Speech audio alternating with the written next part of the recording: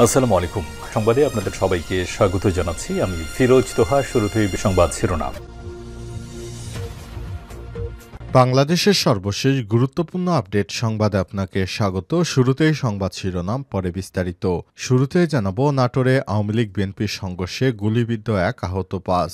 নাটোরের লালপুর উপজেলায় জয় বাংলা স্লোগান দেওয়াকে কেন্দ্র করে আওয়ামী লীগ ও বিএনপির কর্মীদের মধ্যে সংঘর্ষে একজন গুলিবিদ্ধ হয়েছেন, এতে আহত হয়েছে ৫ জন। এই ঘটনায় অভিযান চালিয়ে উপজেলা আওয়ামী লীগের সভাপতির ছেলে মেহেদী হাসান মুনসহ ৭ জনকে আটক করেছে যৌথ বাহিনী।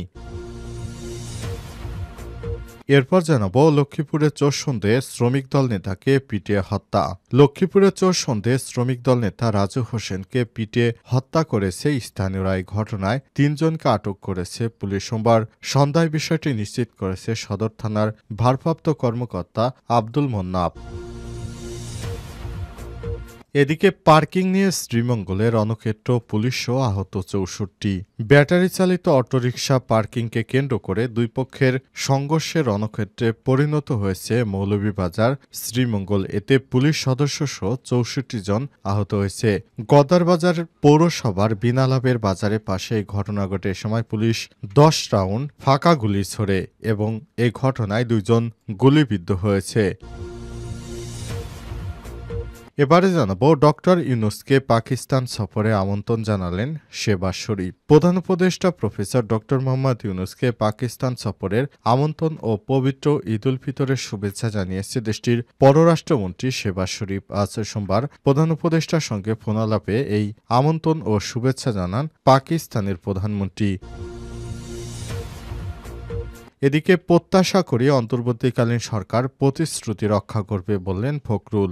বিএনপি মহাসচিব মির্জা ফখরুল ইসলাম আলমগীর বলেছেন, আজকের এই দিনে আমরা প্রত্যাশা করব যেই দায়িত্ব নিয়েছেন সেই দায়িত্ব সবাই সফল হবেন এবং বিশেষ করে অন্তর্বর্তীকালীন সরকার জনগণের কাছে তাদের দেয়া প্রতিশ্রুতি রক্ষা করবে। এবং সর্বশেষ জানাবো, ৩১ দফা ফলো করা হলে সংস্কারের জন্য অন্য কিছুর প্রয়োজন নেই বললেন বিএনপির জাতীয় স্থায়ী কমিটির সদস্য মির্জা আব্বাস। সোমবার ৩১ মার্চ পবিত্র ঈদ উল ফিতর উপলক্ষে কমলাপুর রেল স্টেশনে দরিদ্র পথচারীদের মধ্যে খাবার বিতরণ কর্মসূচি শেষে সব কথা বলেন তিনি। প্রিয় দর্শক, এতক্ষণ শুনছিলেন সংবাদ শিরোনাম, এবারে বিস্তারিত। তবে তার আগে বন্ধুরা, অনুরোধ থাকবে সংবাদটিতে একটি লাইক দিন। এই চ্যানেলে আপনি নতুন হয়ে থাকলে আমাদের সংবাদটি দেখতে দেখতে চ্যানেলটি সাবস্ক্রাইব করে রাখুন। কমেন্ট করে আপনার মূল্যবান মতামত জানিয়ে দিন আপনি বিশ্বের কোন দেশ থেকে বা বাংলাদেশের কোন স্থান থেকে আমাদের সংবাদটি দেখছেন এবং শুনছেন। এবারে বিস্তারিত। নাটোরে আওয়ামী লীগ বিএনপির সংঘর্ষে গুলিবিদ্ধ এক, আহত ৫। ঈদের নামাজ শেষে জয় বাংলা স্লোগান।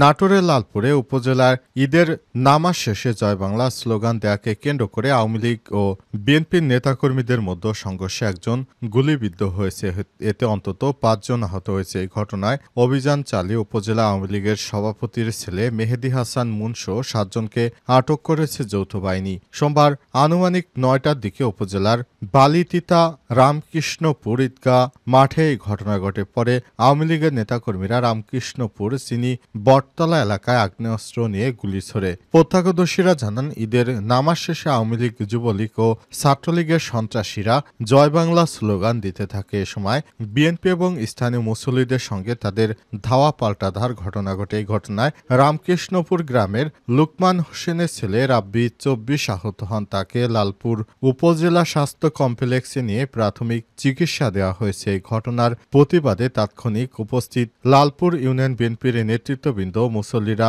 বিক্ষোভ মিছিল ও সমাবেশ করেছেন। সমাবেশে বক্তব্য রাখেন লালপুর ইউনিয়ন বিএনপির সাবেক সভাপতি আশরাফুল ইসলাম লুলু, সাবেক সাধারণ সম্পাদক রবিউল ইসলাম রবি, বিএনপির নেতা এটিএম জাহিদুল ইসলাম ডলার, জিয়াউর ও আলাউদ্দিন। তারা অভিযোগ করেন, ফ্যাসিবাদী শক্তি পরিকল্পিতভাবে ঈদের শান্তিপূর্ণ পরিবেশ নষ্ট করে দেশকে অস্থিতিশীল করার চেষ্টা করছে। বিএনপির নেতারা হুঁশিয়ারি দেন, ২৪ ঘন্টার মধ্যে এই ঘটনায় জড়িতদের গ্রেপ্তার করা না হলে কঠোর কর্মসূচি ঘোষণা করা হবে। লক্ষ্মীপুরে চোর সন্দেহে শ্রমিক দল নেতাকে পিটিয়ে হত্যা। লক্ষ্মীপুরে চোর সন্দেহে শ্রমিক দল নেতা রাজু হোসেনকে পিটে হত্যা করেছে স্থানীয়রা। এই ঘটনায় ৩ জনকে আটক করেছে পুলিশ। সোমবার সন্ধ্যায় বিষয়টি নিশ্চিত করেছেন সদর থানার ভারপ্রাপ্ত কর্মকর্তা আব্দুল মোন্নাব। নিহত রাজু হোসেন সদর উপজেলা চর সুহিতার ইউনিয়নের ৯ নং ওয়ার্ড শ্রমিক দলের দপ্তর সম্পাদক ওই এলাকার সবুজ মিয়ার ছেলে।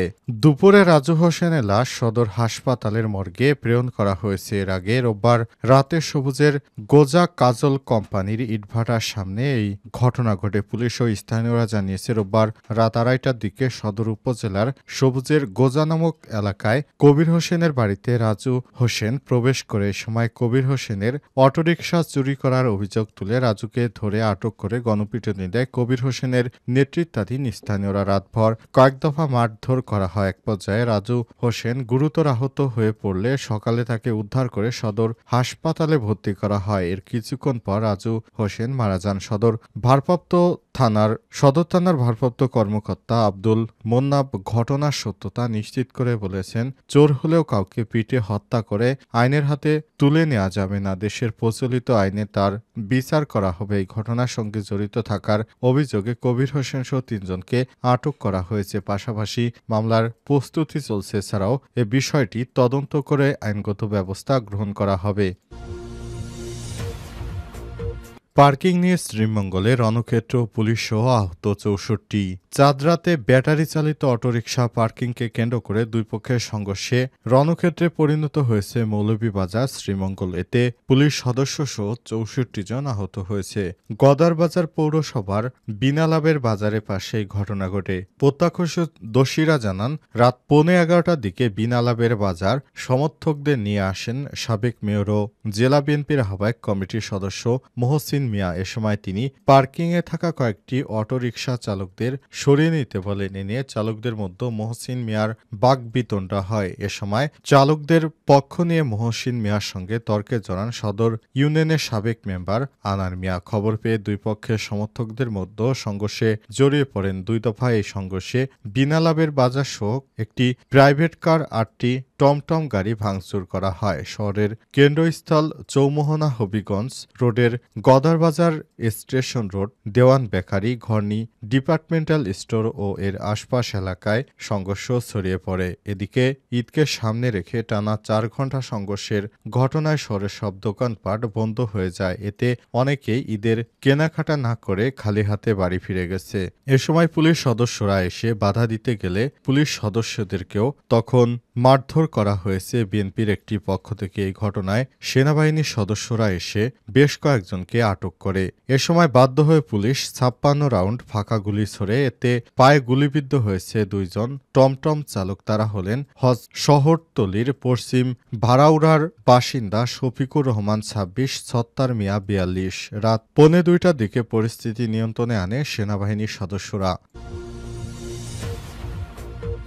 ডক্টর ইউনূসকে পাকিস্তান সফরের আমন্ত্রণ জানালেন শেহবাজ শরীফ। প্রধান উপদেষ্টা প্রফেসর ডক্টর মোহাম্মদ ইউনূসকে পাকিস্তান সফরের আমন্ত্রণ ও পবিত্র ঈদুল ফিতরের শুভেচ্ছা জানিয়েছেন দেশটির প্রধানমন্ত্রী শেহবাজ শরীফ। সোমবার প্রধান উপদেষ্টার সঙ্গে ফোনালাপে এই আমন্ত্রণ ও শুভেচ্ছা জানান তিনি। আগামী ২২ এপ্রিল পাকিস্তানের পররাষ্ট্রমন্ত্রী ও উপপ্রধানমন্ত্রী ইসহাক দার বাংলাদেশে আসছেন বলেও জানিয়েছে শেহবাজ শরীফ। এই ফোনালাপে বাংলাদেশের কিংবদন্তি কণ্ঠশিল্পী রুনা লায়লার প্রসঙ্গ উঠে এসেছে। সোমবার সোশ্যাল মিডিয়া প্ল্যাটফর্মে টুইটারে এক পোস্টে কথা জানিয়েছেন শেহবাজ শরীফ। এক্সে দেওয়া ওই পোস্টে শেহবাজ শরীফ বলেছেন, বাংলাদেশের প্রধান উপদেষ্টা অধ্যাপক ডক্টর মোহাম্মদ ইউনূসের সঙ্গে ফোনালাপে মনোরম কথোপকথন হয়েছে। ফোনালাপে পবিত্র ঈদুল ফিতরের শুভেচ্ছা বিনিময় করেছে এবং পাকিস্তান ও বাংলাদেশ সম্পর্কে আরও জোরদার করার জন্য যৌথ প্রতিশ্রুতি পুনর্ব্যক্ত করছি। শেহবাজ শরীফ আরও বলেছেন, আগামী ২২ এপ্রিল একটি বাণিজ্য প্রতিনিধি দলের সঙ্গে পাকিস্তানের উপপ্রধানমন্ত্রী পররাষ্ট্রমন্ত্রী